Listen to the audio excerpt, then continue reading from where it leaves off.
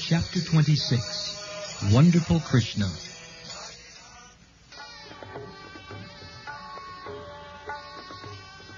Without understanding the intricacies of Krishna, the Supreme Personality of Godhead, and without knowing his uncommon spiritual opulences, the innocent cowherd boys and men of Vrindavan began to discuss the wonderful activities of Krishna, which surpass the activities of all men. One of them said, "My dear friends, considering his wonderful activities, how is it possible that such an uncommon boy would come and live with us in Vrindavan? It is really not possible. Just imagine, he is now only 7 years old. How is it possible for him to lift Govardhan Hill in one hand and hold it up, just as the king of elephants holds a lotus flower? To lift a lotus flower is a most insignificant thing for an elephant. And similarly, Krishna lifted Govardhan Hill without exertion. When he was simply a small baby and could not even see properly, he killed a great demon, Putana. While sucking her breast, he also sucked out her life air. Krishna killed Putana demon exactly as eternal time kills a living creature in due course."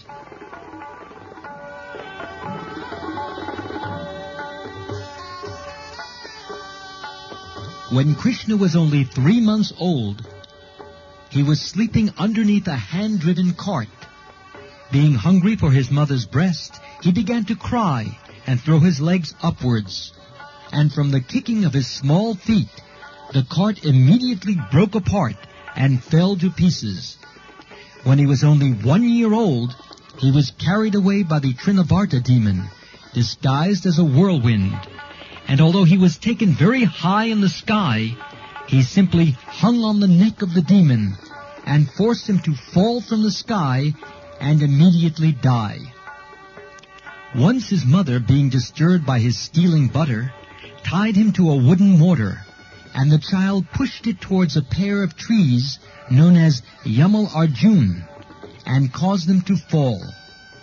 Once when he was engaged in tending the calves in the forest, along with his elder brother Balaram, a demon named Bakasura appeared, and Krishna at once bifurcated the demon's beaks. When the demon known as Vatsasura entered among the calves tended by Krishna, with a desire to kill him, he immediately detected the demon, killed him, and threw him into a tree. When Krishna, along with his brother Balaram, entered the Tulavan forest, the demon known as Dhenukasura, in the shape of an ass, attacked them and was immediately killed by Balaram, who caught his hind legs and threw him into a palm tree.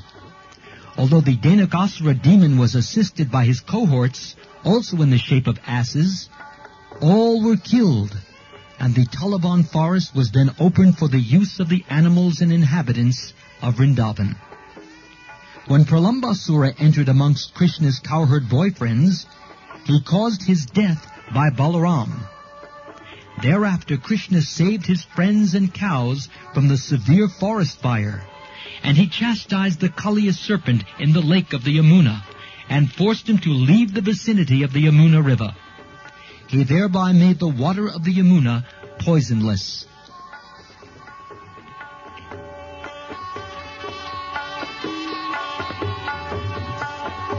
Another one of the friends of Nanda Maharaj said, "My dear Nanda, we do not know why we are so attracted by your son Krishna.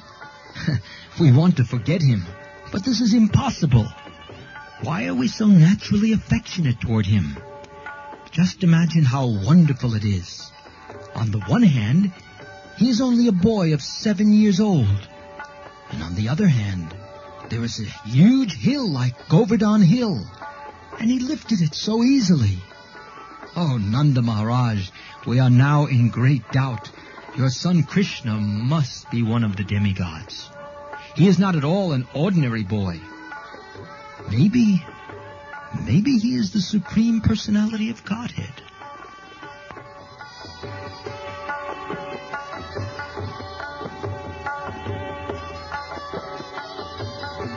On hearing the praises of the cowherdmen in Vrindavan, King Nanda said, "My dear friends, in reply to you, I can simply present the statement of Garga Muni, so that your doubts may be cleared. When he came to perform the name-giving ceremony, he said that this boy descends in different periods of time, in different colors, and that this time he has appeared in Vrindavan in a blackish color and is known as Krishna. Previously he had a white color, then red color, then yellow color.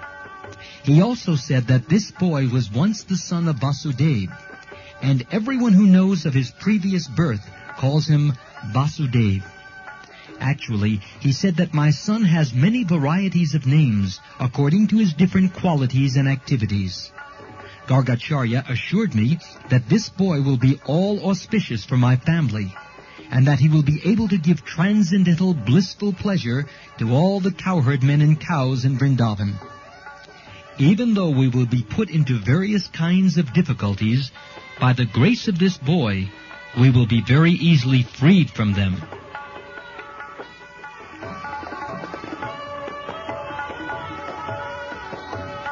He also said that formerly this boy saved the world from an unregulated condition, and he saved all honest men from the hands of the dishonest. He also said that any fortunate man who becomes attached to this boy, Krishna, is never vanquished or defeated by his enemy. On the whole, he is exactly like Lord Vishnu, who always takes the side of the demigods, who are consequently never defeated by the demons. Gargacharya thus concluded that my child will grow to be exactly like Vishnu in transcendental beauty, qualification, activities, influence, and opulence, and so we should not be very astonished by his wonderful activities. After telling me this, Gargacharya returned home, and since then we have been continually seeing the wonderful activities of this child. According to the version of Gargacharya, I consider that he must be Narayan himself, or maybe a plenary portion of Narayan.